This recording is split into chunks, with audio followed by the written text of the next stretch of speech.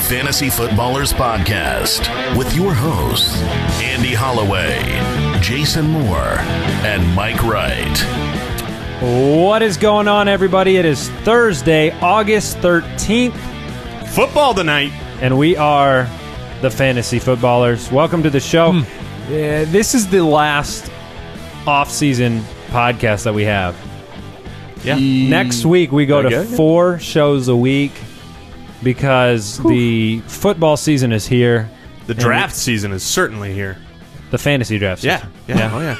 Not the NFL The draft. NFL draft That was a while back. Yeah, correct. You didn't get drafted again. I know. This is like every 8 year I straight submit, but you know, I do think that next year is going to be the one. You know what? You have to be a workout program the whole off season. You can't just do this like What? Well, Yeah. I've heard that Jason's the burst score of his mouth is off the charts. It is. It really is. And I'm thinking supplemental. I'm not thinking next year. Oh, I see. Yeah. I think. Are you passing the personality interviews? I think that might be the shortfall. It's that wonderful. Clearly, the athleticism is there. Well, hey, I got to let people know right at the top, we have an awesome show for you today. Chris Harris is here. Yeah. It doesn't get much better than that. From Harris Football, formerly ESPN fame. We love Chris Harris, so we've got him on the show today. We're talking, we talked the top 20 running backs on Tuesday's show, so today we're talking some of the 20 through 40, some of the back half running backs. We got some news and notes. We've got mailbag today. It's a great show. Yeah. Back half running backs, also known as the picks that win leagues. That is accurate. I've got a very simple, quick question. Do you watch The League? The hilarious television show? Yes, the hilarious hit television show about fantasy football. The one that is at the League FXX on Twitter? That one. Oh. Yeah. Do you guys watch that? I'm really curious why you're asking. I'm going to let you break this, Mike. Foot Clan.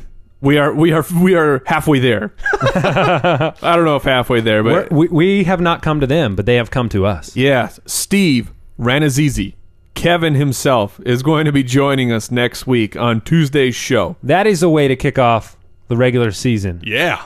with Steve Ranazizi of The League on the show. Hilarious, man. And what we're actually going to do is we're going to open some things up to the Foot Clan. So we want you to tweet us a question that you want to ask Steve, and we need a hashtag. What should we Ask Steve. Yeah. Hashtag Ask Steve, so we can filter those things out. Yeah, that works. I am Mike is doing well. very excited. He put extra beard oil on today just because of that level of I excitement. am so fragrant right You now. you are two things to me, Mike. You are handsome and you are fancy. Hey, That's true. Hey, if you want to follow the show, it's very easy. At the FF Ballers on Twitter. Go to the website, thefantasyfootballers.com. You can subscribe to us on iTunes, and we will slide right into your phone without you even knowing. We will be in your sounds pocket. so bad. But it's true. If It you is. click subscribe, that's what happens. We're like the Walk It. Oh, we're going straight to it. Review-asaurus Rex. This one comes in from... Oh, we need a breaking news here. Breaking news. This one comes in from Commissioner Goodell. What? Commissioner Goodell writes on iTunes, "These guys are the best at what they do. Helped broaden my fantasy football and Oreo knowledge greatly." Wow, That thank is you. our friend Roger. Roger Goodell. I can't believe it. Wow. He told me personally with a text messages because he's really good with cell phones. He said, "I'm going to review the show." I didn't believe him. If he had come to us first, he would not have drafted Marcus Mariota. I'm telling you, this is the type of thing we provide to the world. All right, let's get into some news and notes. News and notes from around the league. Oh, stuff is happening Oh, all please around us. Don't mention this first one. This is depressing news if you're a Cardinal fan or if you're a fantasy football fan. ESPN's, I don't know how to pronounce that name, Diana Marie. No, that's not hard. This one's from John Doe. Yes. The Cardinals have offered Chris Johnson a contract, a one-year deal. Gross. Why is this happening? This is happening because of injury. Ellington and David Johnson, rookie David Johnson, are dealing with injuries. David Johnson has a grade 2 hamstring injury, and Bruce Arians is not happy with the depth there. This is very similar to what you're seeing in Cleveland with Isaiah Crowell and Duke Johnson and Terrence West, where they're considering bringing in another back. Atlanta is also dealing with the starters. Everyone's hamstrings. I don't know. You get a hammy. Yeah, You get a The hammy. worst thing is these are all guys I wanted to see in preseason. I wanted to see David Johnson, and I want to Yes. see Duke Johnson, and I want to see Tevin Coleman. But I hope it's just a motivational tactic. I'm going to say this right now: if Chris Johnson signs with the Cardinals, you can forget about David Johnson I agree. for the entire season. I would disagree. I don't think he sees the field if he's hurt, and then And misses training camp. Bruce and you pay Arians Chris was Johnson. It will be much later than I It will be anticipated, damaging. but he will be a second half guy. could be second half, but definitely not a value. I would agree with that. Here's a bit of news for you. Mike Triplett, ESPN's Mike Triplett, reporting on the Saints, says he would not be surprised if Brandon Coleman emerges as the Saints' number 3 wide receiver. Everyone loved Josh Hill because someone's got to replace. Jimmy Graham. Jimmy Graham, thank you. He's a name I should know. And Yeah, he's pretty good. and so everybody hopped right over to there. But Coleman here is the same physical type of specimen, and he's just a wide receiver. But he can move all around and play that role. So worth keeping your eye on. And for Kenny sure. Stills is gone as well. And Colston is. We also found out Colston took a huge pay cut To stay there. To stay there. And we've talked about Colston. We love Colston. where I like him, but if Coleman is surging, he's a name that you need to pay attention to. I agree. In Swisham follow-up news, Garrett Hartley has been signed to a 1-year contract People like kickers with Pittsburgh. That is all I'm going to say about that. This was big-time news this week. Oh man, Geno Smith punched in the face. who by who? Andy? I just want you to have to read the name. It's not in the blurb we put in the show doc, so I don't he have to should- read his name. His name's he like shall Ike, not be named. Ike something, and he got signed by the Bills today after he was That's released so by the funny. Jets. But the headline news is Geno Smith is gone. Ryan Fitzpatrick is there, and this is, to me, better fantasy news for Brandon Marshall. Because Ryan Fitzpatrick, if anything, knows how to sling the ball around the field a little bit. I'm not sure the turnover differential is going to be much different, but the ball's going to Chris Ivory a lot. The defense is going to be the kind of rock of that team, but I like Brandon Marshall. I like Eric Decker. So do you think Rex Ryan just brought the third string guy in just so he could shake his hand and say thank you for punching Jets quarterback in the face? the guy who lost me my job, Yeah. maybe. Yeah. It's Eagles. a reward. Eagles That's what it first is. round wide receiver Nelson Aguilar got all the first team reps at Josh Huff's spot on Tuesday.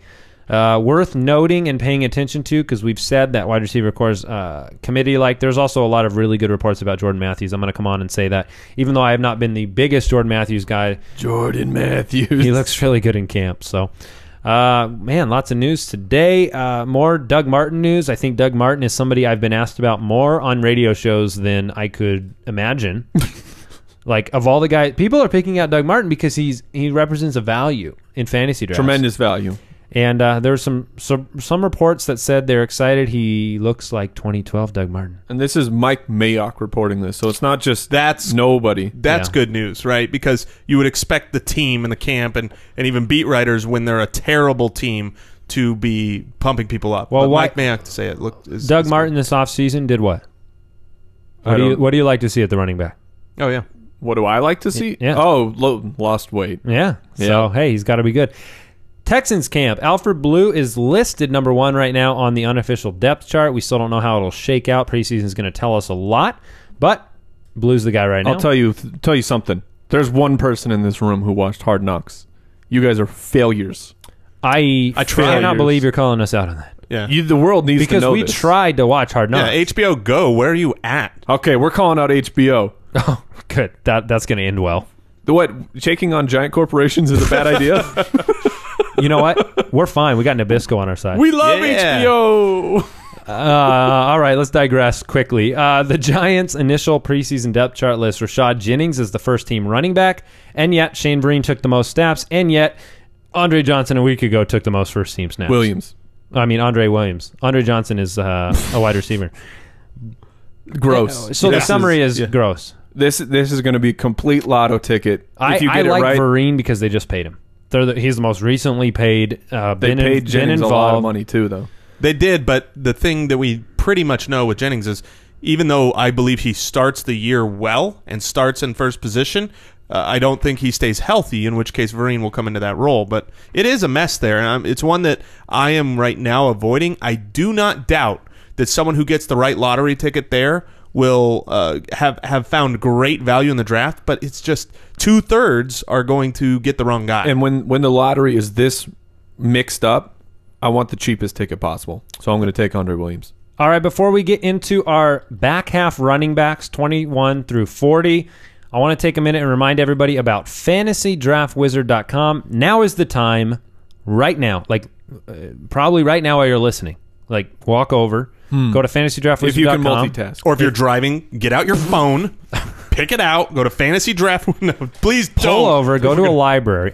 No, FantasyDraftWizard.com. Easy, I don't want to 2 hear someone minute. got in an accident. No, what are you doing? That. Yeah, I don't retract do that. Don't listen to Jason. Everybody knows you don't listen If to you're Jason. still alive and listening, then when you get home, FantasyDraftWizard.com. 2-minute mock drafts, completely free. A good way to run through whatever your list is right now as you prepare. A lot of drafts have begun. A lot more will take place in weeks 2, 3, and 4 of the preseason. So go to FantasyDraftWizard.com, check it out, do your mock drafts. And if you're in a keeper league, you can actually import your players from that so that you can draft the draft that you've got coming up. So. All right, we're really excited to bring in our next guest, Christopher Harris. Formerly of ESPN, Fantasy Underground podcast. He has his own brand new podcast right now. Excited to bring him on. You talking to me? All right, the fantasy footballers are excited to bring in the Christopher Harris, formerly of ESPN, now of HarrisFootball.com. You can follow him on Twitter at HarrisFootball. One of my favorite people in the world of fantasy football. Say hello, Chris. Hello, Chris. Thanks for having me on, you guys. I really have liked your show for a long time, and my affiliation with the Worldwide Leader prohibited reaching out, but now that I'm free, you guys are basically one of the first emails I sent out because a chance to appear on here. You guys are a lot of fun and you know your stuff, so thanks for having me on. I really appreciate it. Well, thank you. Hey, man, that's good that's stuff good right stuff. there. Yeah, we love Chris. Chris is not a groupthink kind of guy. He is a film guy, and we're excited. We're going to talk some back half running backs. Take a look at the rankings. We got some guys that I'm really excited to talk about on the show. Yeah. So let's just get it started right now.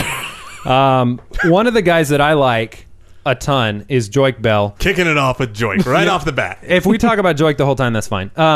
But Joique's a guy that I really like. These guys are on the Abdullah Express, as it is so dubbed on this show. So you have Joique, I believe, at 17. So he's inside that top 20 for you. What do you like about Joique Bell? Yeah, and I'll preface it by saying two things. One, everything I do media-wise right now is centers around Joique Bell. People see the rank and they're like, "What are you doing?" And then two, we're still, believe it or not, despite all of our hard work, the first 10 days of August, we're still in the beginning of August, and I definitely do reserve the right to change my mind if he can't get on the field. But I'm going to assume health. I'm going to assume that the surgeries that we know of warrant major, and that cleanup procedures shouldn't prohibit him from being ready week 1 and being himself. And if we assume that, which the other guys may not want to assume, but if we assume that, I'm going to talk about what I see on film from Bell. And what I see is Eddie Lacy. To be honest, I don't see a lot of difference in their skill sets. Now, it's a different offense. Lacy's in a more friendly fantasy offense, obviously, in Green Bay, but big guys with really good feet and a lot of power and who can catch the ball. I tell you, yards per carry is my least favorite stat in the world. I just don't think it means anything. I was going to ask you about that because I've heard you talk about that before. I just think it's one of those compiling amalgamation stats that, can it put you in the neighborhood? Jamal Charles's yards per carry, I think, is reflective of something good about him. But Joique Bell being under 4 last year, for me, isn't reflective of anything bad about him particularly. Ask the Packers in Week 17 when the Lions and Packers were playing for the division how fun it was to tackle Joique Bell. Ask the Cowboys in that playoff game. I went back and watched that film again just to reconfirm some stuff, and he's a handful. He's a powerful kid now, and he's a really good all-around player, and he looks like the goal line threat to me. And I kind of have the anti-Abdullah stance, which isn't that anti. I sort of think he's a really good prospect, but I just like Bell a lot. But I'll stop talking and let the Bell. No, I'm gonna just play this every night before bed. That's good. So I'm curious because I know that you're a big film guy. You're a film guy over stats guy, and you say yards per carry is one of your least favorite stats. I'm curious. are there any stats that you do look for specifically? What's your favorite stat? Probably isn't running back related. I like yards at the target for both quarterbacks and wide receivers. I'm a believer that, with some exceptions and to some degree, I want my receivers making plays down the field because it's just likelier that they break loose. There are fewer defenders to get around, and they make bigger plays. And I believe that yards at the target, especially for quarterbacks, I mean, you get that sort of anxious, nauseous feeling when you look at Alex Smith and maybe can't quite fathom why. And then you see his yards at the target is 33rd out of 33 qualified quarterbacks last year, and you realize, oh, he's dumping it off every single time.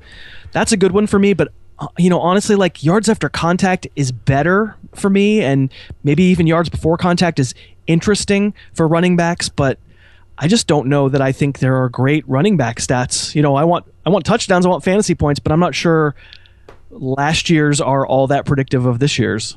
So, because I cannot possibly move off of Joik without talking about it, just real quick. Yeah. But so Joik, when Reggie Bush was playing, they were both viable fantasy guys. So I want to. What is your opinion of how that shakes out? Do you see Abdullah in the Reggie Bush type role that the Lions would use him in? I do. I think Abdullah is a good prospect in a certain kind of role. I'm not sure he's ever a full-time guy. I feel like my mantra this time around is, you know what? I'm going to let someone else take Andre Ellington and Gio Bernard and Justin Forsett and Amir Abdullah. What do all these guys have in common is they're small.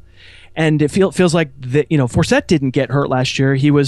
And his tape was legit. He was really, really good. He's maybe a different case study. But the other guys, it's like you're darned if you do and darned if you don't, because if you use them a ton, you obviously love their ability in space and you get some results like Andre Ellington did, but you expose them to so many hits and they're littler guys, and I think they get hurt.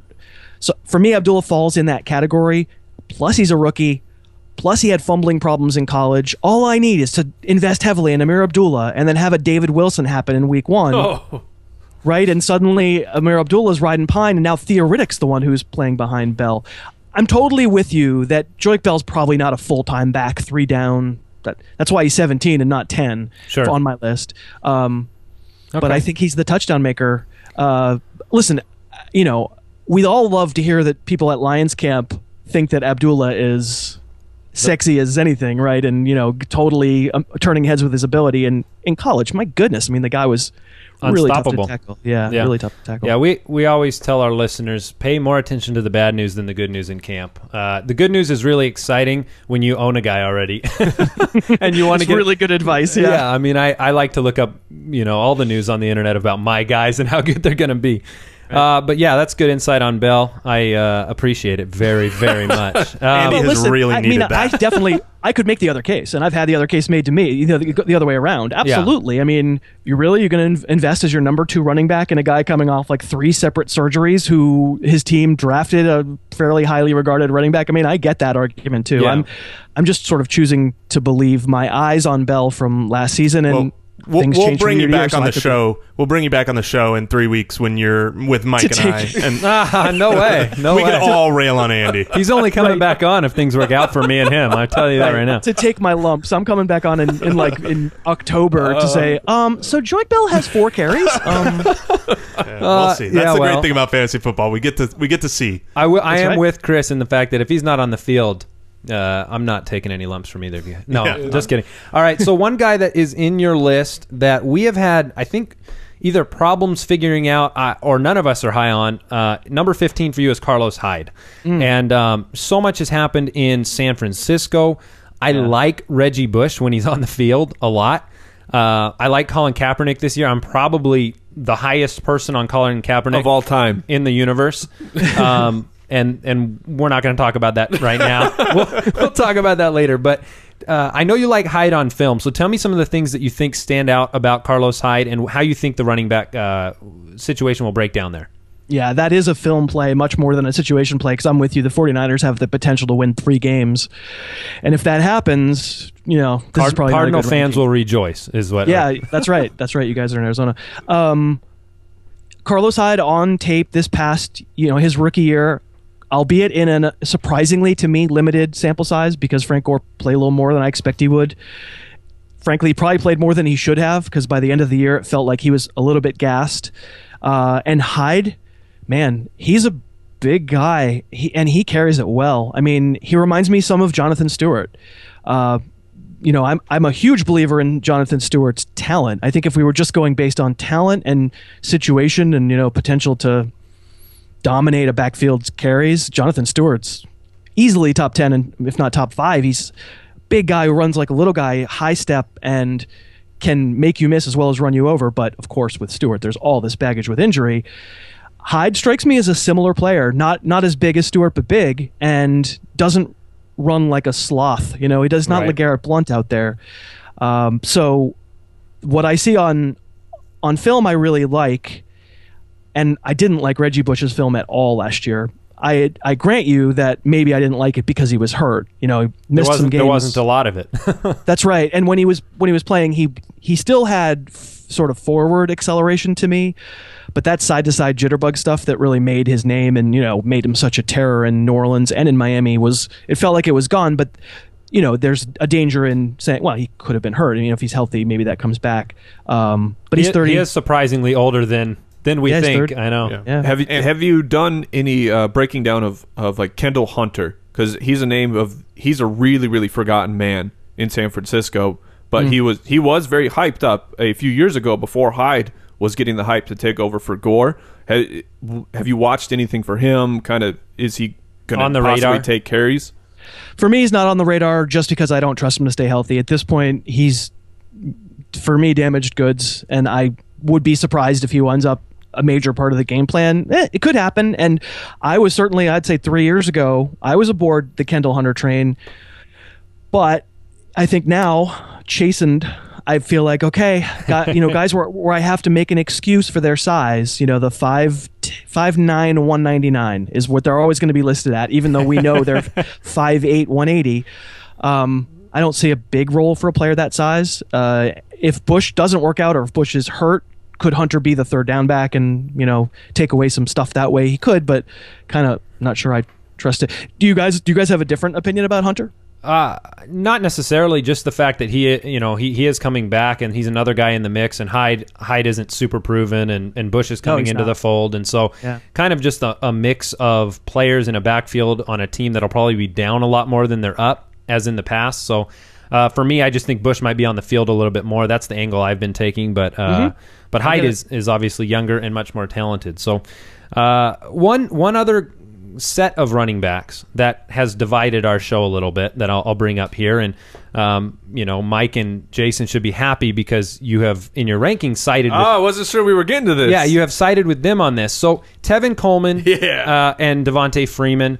Right. Mike has been very quick to summarize Devontae Freeman's career from last year's tape. Are you with him? Is Freeman not special at all? Can he be special, or is Coleman going to run away with this thing by midseason?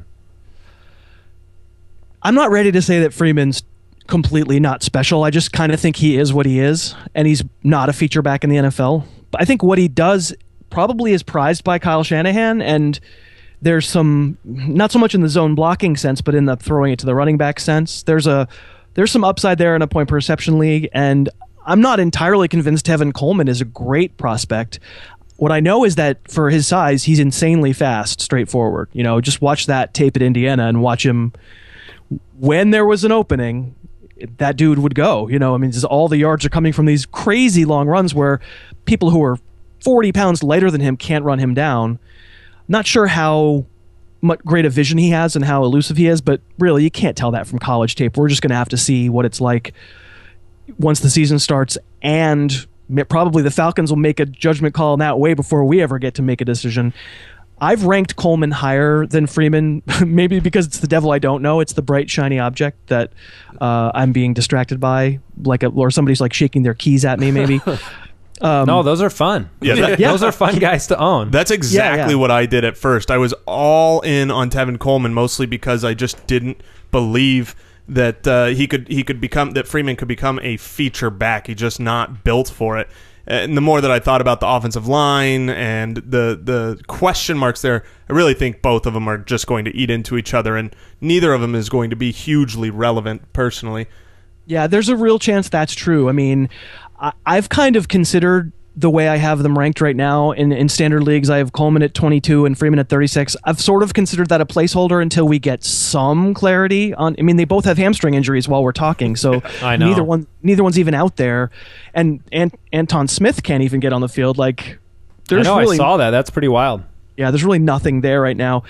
I probably have Coleman too high. I've kind of thought when Freeman got hurt, maybe Coleman would be able to run away from it a little bit. I have to be honest, and I don't love TJ Yeldon, but I have to be honest. If I'm sitting in a draft room, knowing what I know exactly right this moment, and I have to choose between Yeldon and Coleman, I'm just going to take the workload probably, even though Jacksonville's terrible. Yeah, completely agree on the workload. And moving to the Browns, which is an always interesting subject with their running backs. The guy I want to talk about was Isaiah Crowell, where you have him at 35, so barely a running back 3.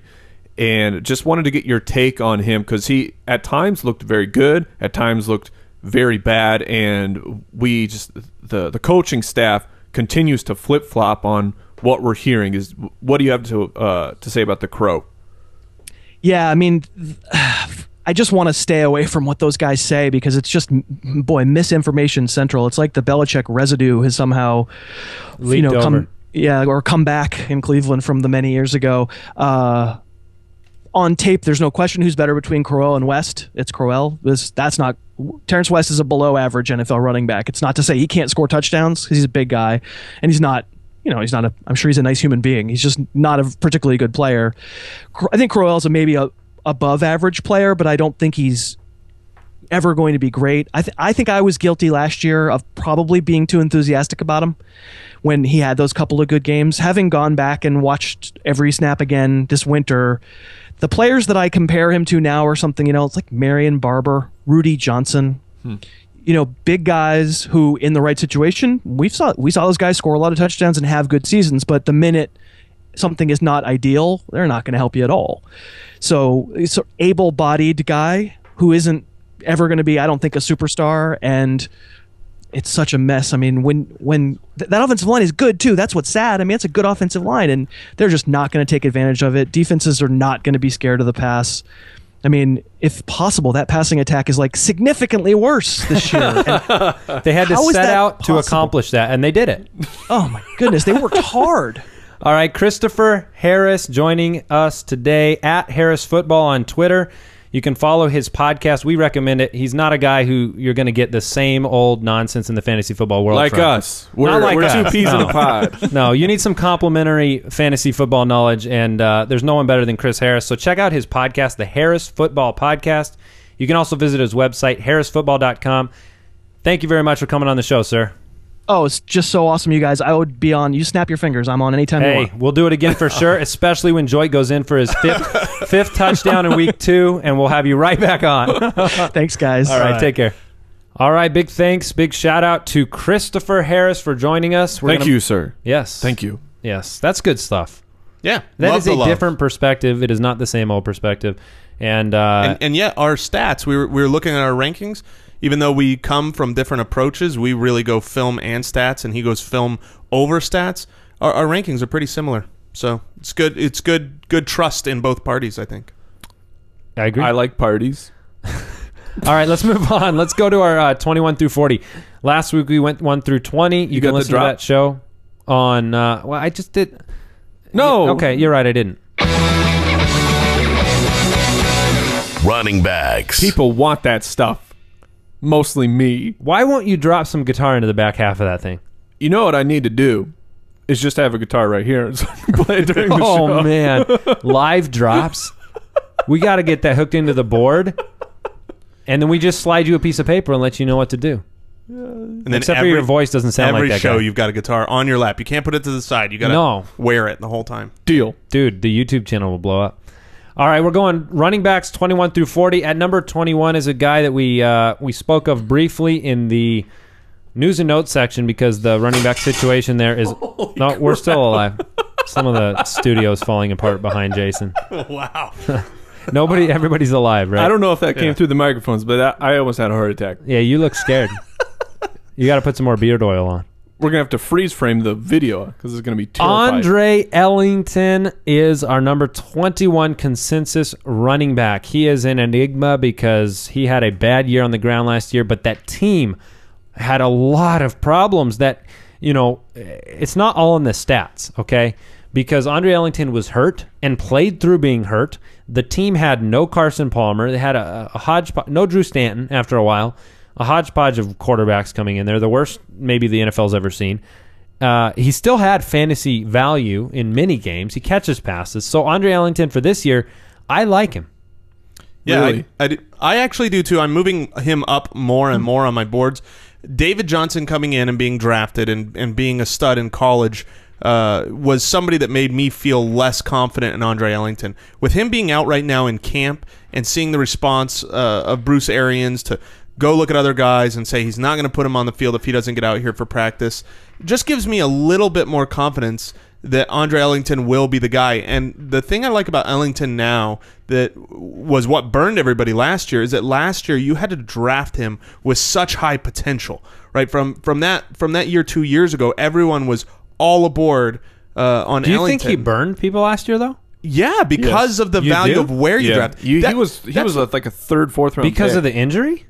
Yeah. Because even outside of the injury, the stats didn't impact. I mean, his fantasy game was pretty good. Yeah, it was, but because of what you had to invest to get him, because of what you invested to get him last year, he let you down. You were expecting a top guy. What you have to invest in to get him this year, he's going to come in over that. You're investing in the 18th running back spot right now. He's still in the fourth. In a PPR, he's still a fourth round pick. I like him. I like him because with Carson Palmer and that offense and being able to extend the field and the kind of jack-of-all-trades guy that he is, the fact that David Johnson's injured, the fact that they're bringing in backups, I think Ellington's going to get the majority of the touches. And Arians has come out and said that. Yeah, He expects 15 to 20 touches It's volume. And just a quick thing that concerns me is of 54 catchable passes, he dropped 8. 15%. Did I mention the quarterbacks in Arizona? I'm just saying. We're saying catchable passes, and that's a lot of drops. Yeah, Ellington is a good pass catcher. I think it agree. was the quarterback play. I don't think it was him because the year before he was fine. Well, another pass catcher on our list, number 22. Let me give you these next three guys. 22, 23, and 24 is C.J. Spiller, LeGarrette Blount, and Chris Ivory. I think that probably puts us fairly high on all three of those guys compared to some of the consensus reports out there, other experts. So let's talk first about Spiller briefly. We haven't heard a bunch about him in camp. They say he's dealing with an undisclosed injury of some sort. That's never good. And we know Sean Payton likes to stay close to the vest with his Swiss Army knife type players. But 9 games last year, he didn't do much. So what is he going to be in New Orleans, or is it wait and see? I think he's going to be great. Because this puts him at, just for the record, it puts him in a RB2 spot in a standard league. Yeah, an RB2 spot is where I've got him in a standard. I've got him at 19 in a standard league. I had a mistake in my stats that was putting him up at number 9.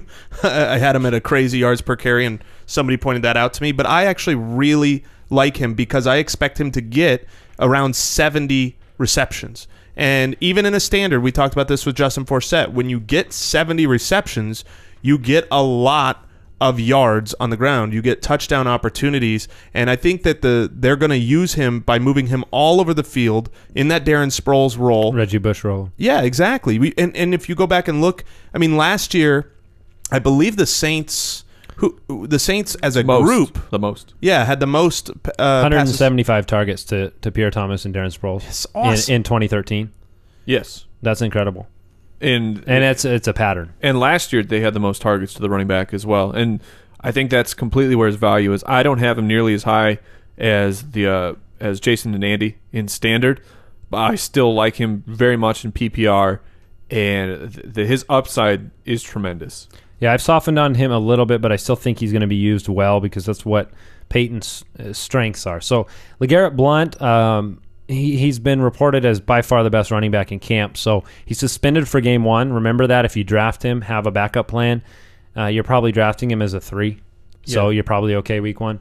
flexing somebody else. But he's been dominant with the Patriots. He'll have games of really low carries that will screw you over, but for the most part, he's dominant with the Patriots. And so Chris Ivory is the last guy from that 3-pack. Chris Ivory is climbing up our boards a little bit because when you have a volume position on a team with a good defense, I think you have to pay attention to it. He has been a little injury prone, and there are other guys involved. But right now, as it sits, Chris Ivory is our number 24, the last RB2 on our list. Yeah, Todd Bowles is talking up Chris Ivory a lot, not just in the ways that everybody says, oh, he's doing good, but in how he's going to use him. Whoops. In how he's That's good. Number 25 is Joik Bell, so thanks for hitting that. Yeah, just the fact that he's willing to give him third down roles and he's going to have every first and second down role. The backs behind him there are either not healthy or not involved right now in training camp. So I do agree that there's a health issue, a health risk right now with Chris Ivory, but I believe he's going to get the lion's share of a high running team. So that to me says, we compared that to, say, LaShawn McCoy. I don't think Chris Ivory is that great, but he's going to get so many carries. So I like that. I've really liked Ivory, especially when he got freed to go to the Jets. I think he's a very talented guy. And when the way he runs is amazing with the power and the ferocity. It leads to injuries. That's a knock on him. But anytime a coach mentions a 3-down back, a bell cow back, going in the 7th round, Ding. I'm taking him. I'm taking that chance. All right, 25, 26, and 27. 25 is Joik Bell, 26 Carlos Hyde, 27 Todd Gurley. We talked pretty exhaustively about Bell and Hyde earlier in the show with Chris Harris, so we won't linger on those guys. But let's talk about Todd Gurley for just a minute because reports have said he's likely to miss, and this is not surprise news.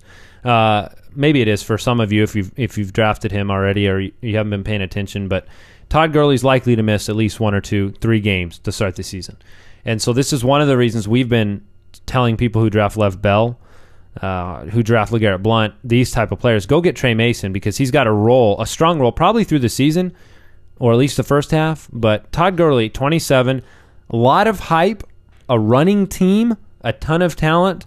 And so what's going to shake out for Todd Gurley? The guy was taken as the 10th overall pick. They're going to slow the roll. If he's missing all the training camp, he's going to get worked in slowly. It's possible that the talent is so immense that he takes over and becomes a sensation for the second half of the year. I don't see it shaking out that way, so I'm avoiding him because he's going far too high for where I would like. I'll take him in the 8th, 9th round, but he's not going to be there. It's very well said. I believe he has a very strong second half of the year.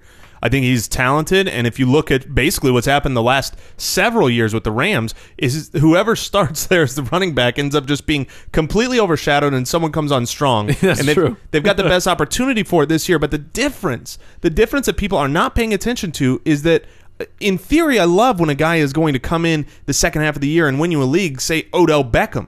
But Odell Beckham didn't cost you anything. He didn't cost you an early round pick. You grabbed him off waivers or you drafted him at the very end of a draft. Whereas here, you have to pick up and roster a guy for a long time, hurting your team, losing games potentially, so that in the second half of the year you can have him. So who knows?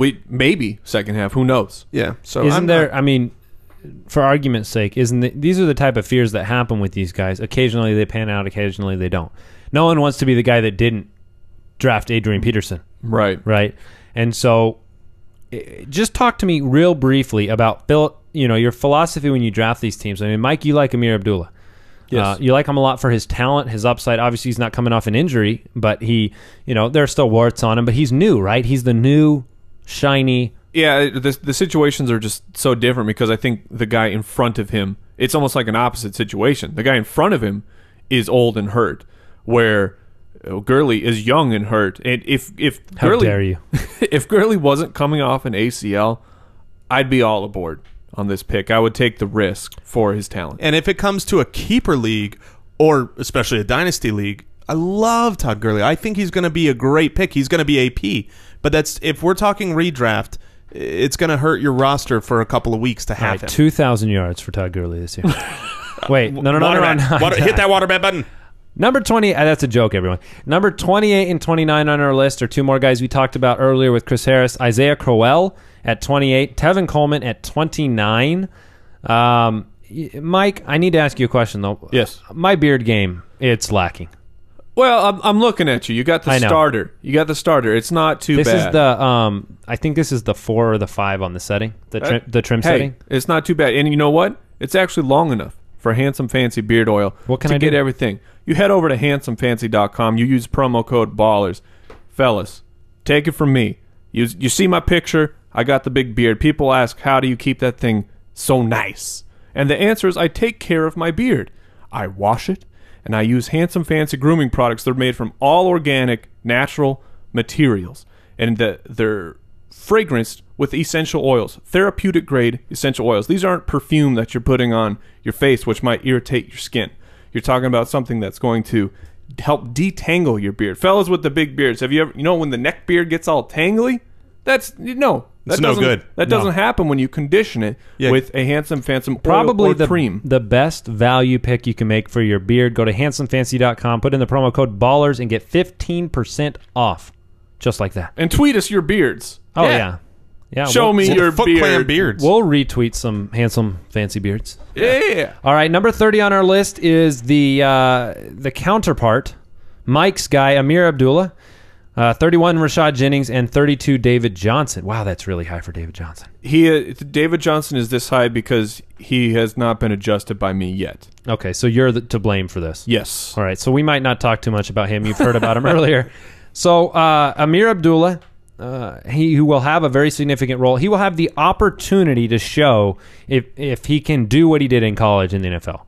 And he's on a good offense. Calvin Johnson is back. Golden Tate, an offense that might have to score a few more points this year due to losses on the defensive side of the ball, and a team that I think is playoff bound. Right. Capable at the very least. Yeah, I mean they were a great team last year and dealt with injuries. So, and I will concede. I'll be real quick. I will concede that he's absolutely smaller, but when he weighed in at the combine at 205, he's actually a little bit heavier than Ray Rice, and I know that how a guy carries a weight is not always the same from person to person, but people need to understand that. And one of the best pass protecting running backs in the league, Jacquizz Rodgers. That guy is tiny. No, and the reports out of Lions camp is that he's been able to pass protect. He's far better than Theo Riddick in all of their third down drills. Obviously, Joik's not back in the field. So, Jason, let me ask you about Rashad Jennings, because I'm not sure if there's a person that could be more potential value and potential dud at the same time. Is that how you see him? I do see him that way, except I believe that even when he is of value, he will eventually get injured. We kind of talked about this last year. Mike was saying this before the season last year. I was very much on Jennings, and it was proven right in the beginning of the year, but it was just like you said, he's going to get injured.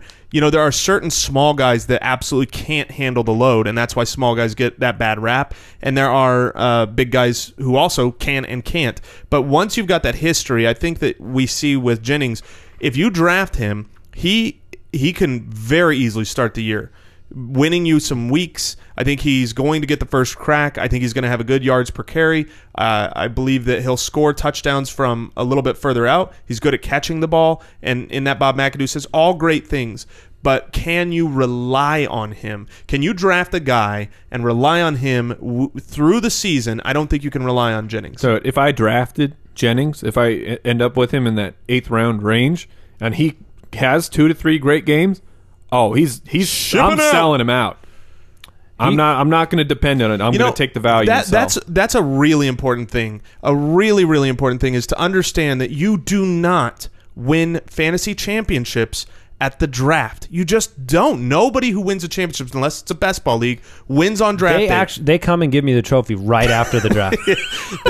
They say, "Let me see your paper. Let me see your paper." And no, the point is, it's transactions through the year. So many people put in work and prepare before the draft, and then they finish near the top, but they just can't ever get over that hump. So, keep listening through the year. We'll give you start-sit advice. We'll give you trade advice. We'll help carry you guys to the actual championship banner, and that's an important part. Physically. To the physical banner. No. We will physically carry you. Oh, man, I got to start getting Yeah, you got to work it out, man. Yeah. Yeah, you got to put your cream soda away. I did put it away in my mouth. Yeah. Devontae Freeman at 33, Doug Martin at 34, Ryan Matthews at 35 on our consensus rankings. Freeman and Martin both had lower than what you'd hope for yards per carry last year. We talked about yards per carry with Chris Harris. It's one of those things where your yard per carry from the 1 yard line is always 1 if you score a touchdown. And True. so it can be distorted, but neither of these guys are just traditional goal line backs, and so they did not excel last year. A lot of hype around who will come out, Freeman, Coleman. Our consensus rankings has Freeman behind Coleman. I have Freeman ahead of him. I just don't think we've seen enough of him. I think his experience is going to benefit him.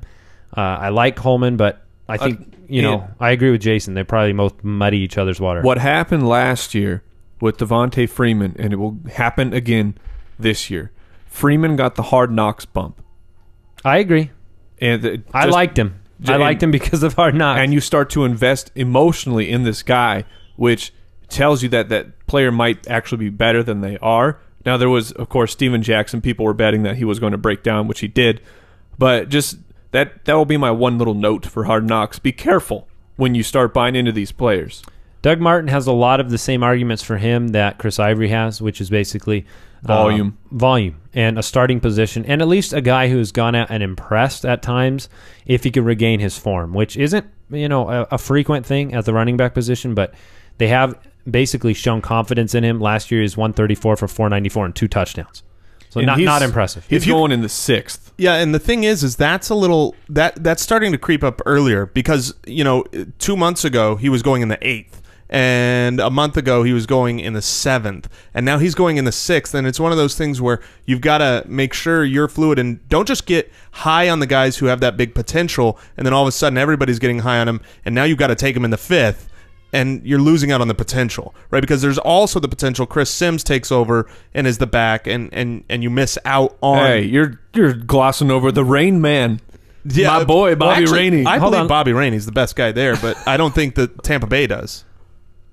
Yeah, well, I don't think he is. You said, hold on. All right, no, what I was going to say is, all right, I'm going to give you some other guys going around him in the draft, not just running backs, and I want you to tell me if you take Doug Martin over them. Trey Mason. Do you take Doug Martin over Trey Mason? No. Oh, yes, I take Doug Martin over Trey Mason. Yeah. Yes. Do you take Doug Martin over Allen Robinson? No. No way. They're about the same place right now in ADP. Do you take him over Steve Smith, Yes. the wide receiver? Yeah. Over because he's a running back. Over Ertz? Yes. At this point, which we heard the positional coach was impressed by his blocking. I'm just going to throw that out. good. Zach Ertz is a watch preseason. He is one of my main targeted Watch him. preseason and see what happens because he's going to go high or low for me. All right, last one, Doug Martin or Nelson Aguilar? That's great. That's a great one. That's so team dependent. Yeah, that's but what I was. That's my answer too. If I need a wide receiver, let's say in a vacuum. Oh, in a vacuum, I got to go with Martin because of the running back. But Me too. All right, number 35, number 36, and number 37 on our consensus rankings are Ryan Matthews, Giovanni Bernard, and Bishop Sankey. Giovanni. Giovanni. So Ryan Matthews. if you saw Jason's face right now, that's like a tattoo face. You're ready to go out and get his name printed on your arm. Yes, Ryan Matthews to me is one of the best values in the draft right now. You have two. If you're looking for a backup running back, Yeah, well, I mean, obviously that right. You've got Doug Martin, who is going to be start the game one as the starter, and you don't have that in Ryan Matthews. So I get that, but at the same time, you have a Pro Bowl caliber currently, not 2 years ago, Doug Martin, but currently player playing on a high power offense who just signed a big contract to go to them. The only reason, like for instance, if DeMarco Murray didn't go there, where would we be drafting Ryan Matthews? First round. Absolutely. And so I would. And so now where are we drafting DeMarco Murray? Apparently the back of the 8th round. No, DeMarco Murray. Oh, sorry. I was looking at Ryan Matthews. First round. But exactly, Ryan Matthews is going back at the 8th. And we don't know yet how that split's going to come about. I think I talked about that before. Chip Kelly is, in college, so he more split carries. potential steal. Yeah, a potential steal. Just value. Just a value. Right. I'm not saying he's going to be great this year. I'm saying for where you can get him, he has the chance to change and win leagues. Yeah, if Murray goes down, he will be great. I'll put that in the bank. So Gio Bernard is a guy who, Mike, I remember you traded for him in one of our leagues last year. For protection. He came out For and he had like an protection. 89-yard touchdown run and made you look good for a week. And then he just, And no, honestly, then he sat on my bench yeah. So why did he sit on your bench? because I had Jeremy Hill. He just Gio was bad. And hurt. Yeah, but he was okay. Even in the beginning of the year, he was similar to Andre Ellington, where volume was producing fantasy points, and his body just could not hold up to the volume. And he was actually breaking down. Just watching him, yeah, he looks great when he catches a pass, but anytime you try and put him up the tackles, it just looked horrific. All right, let's move on. 38, 39, and 40 to round out these. You're these, Gloss and Sankey? Yeah, I'm Gloss and Sankey. We don't got time. Nobody's got if time there's for somebody Bishop I don't have Sankey. time for, it's Bishop Sankey, who put up a 3.7 yard per carry last year on 152 carries. He could surprise us a little bit. Doubt it. 38, 39, 40. Reggie Bush, Danny Woodhead, and Shane Vereen. I need a couple quick words on these guys. What do you think about pick somebody and talk about them? Reggie Bush, Danny Woodhead, and Shane Vereen. I'll talk about Woodhead. Woodhead is a PPR machine. He's going to be on the field more than you think, and he has a nose for the end zone that is fantastic. So if you're in any kind of half-point PPR or PPR, he is a target. Target him and pick him up in wherever you need to in your draft. Of Reggie Bush, Danny Woodhead, Shane Vereen, I'm absolutely going Woodhead in PPR. Jason will actually sign Danny Woodhead photos and mail them to you. Yep. Just hit him up on Twitter. Just go to DannyWoodheadDoubleStuff.com. That is a lot of. That's a double stuff domain. Yeah. What Jason forgot today was he has one of those heart lockets, and you open it, and it's Danny It's just Woodhead. Woodhead. Woodhead on one side and Oreo double stuff on the other. And then when you close it, it's like love happening. Oh my goodness! It's Woodhead eating an Oreo. Yeah. Things could go Every really time right I for open you it, the this year. Oreo's gone. It's amazing. All right, let's answer some questions. Mailbag. All right, if you have a question, Thank you. if you're getting ready for your draft, you can go to the website, click on the submit a question button, thefantasyfootballers.com. You can leave us a voicemail question, 302-464-TFFB. This question comes in. It says, okay, so I asked this question a while ago, but I have narrowed this decision down, and the deadline is tomorrow. Can you rate these keepers based on the details below? Lamar Miller in the 9th, Brandon Cooks in the 9th, or DeMarco Murray in the 3rd? I got it. I've got it. Lamar Miller in the 9th. I'm going DeMarco in the 3rd. Oh man, that hurts my heart. But I'm going to take DeMarco Murray in the 3rd. You guys are crazy. I love DeMarco Murray. I think he's. I think there's a chance Lamar Miller finishes ahead of DeMarco. I don't expect it, but that could happen. Oh man, Wait. You Hold almost on. walked yourself into a bet. No, we're getting there. We're getting there, Mike. Don't worry about it. I got this bet. What's the gap between Murray and Miller in fantasy? Because you're going to say Murray's probably going to finish ahead of him. So what is the what's the gap What's the absolute gap that I see is 10. I would say 10 players is the gap. between them? Yeah, there's no way You're that not gonna Lamar bet Miller that Lamar finishes Miller's- more than 10 RBs behind Murray. No way. I'll bet you 5, Well, of course you would. 7, 7. Make it 8 and we got a deal. I guess because I pressed the button, I agreed on 8. Yeah, there That's you go. Great. All right. So yeah. that's good. So the bet is that I am saying Lamar Miller will not finish more than 8 running backs behind DeMarco Murray. 8 and nothing happens to us. Yeah. That's eight, the eight neutral is the point. Even. Okay. Over under. James wants to know, what is the best day to do your fantasy draft? Today. No. Gosh, No, goodness, it is No. not. Keep listening. Do not do your draft today. No, the best time is after week 3 of preseason. That's the best area. Yeah. Sometime after that, because a lot of starters don't play the last week. I'd rather do it after or 4. during week 4 or something. Yeah. The closer to the season, the better. But it's so That's hard the to general do. the general rule. Yeah. Unless he means literally what is the And then it's one clearly best day- Tuesday. Tuesday. Yeah, Tuesdays are Tuesdays off the chain. are awesome. Morning. Wayne from Baltimore. I can keep 2 of these 3 wide receivers. Keenan Allen for a 10th, Allen Robinson for a 14th, Charles Johnson for a 15th. This is a pretty good question. Which 2 guys do you take from that list? Well, Allen Robinson for a 14th is in. I mean, that's I agree with that. amazing. Keenan for a 10th or Charles for a 15th. I'm going to take Keenan. Because I don't think the 10th, 15th difference is that significant in the draft. So I go Robinson and Allen. I agree. Charles Johnson. Okay. so we can't ring the bell. 2 out of 3 say Keenan And clearly, I'm taking Allen Robinson. yeah. I just didn't think that needed to be voiced Well, until just now. If you want to practice taking any of these guys with your league format, your rosters, and your setup drafting 1 through 12, go to fantasydraftwizards.com. I don't think I said that domain very well. There were many of them. There were plural. FantasyDraftWizard.com.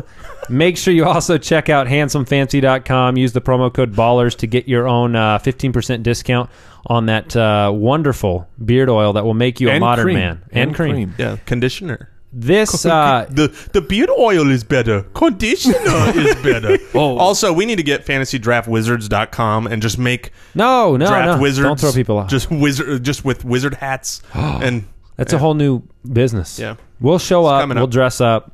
Albus Dumbledore will be there. Christopher Harris from ESPN formerly and HarrisFootball.com. Thanks for coming on the show today. We really appreciated that. and what's happening Tuesday?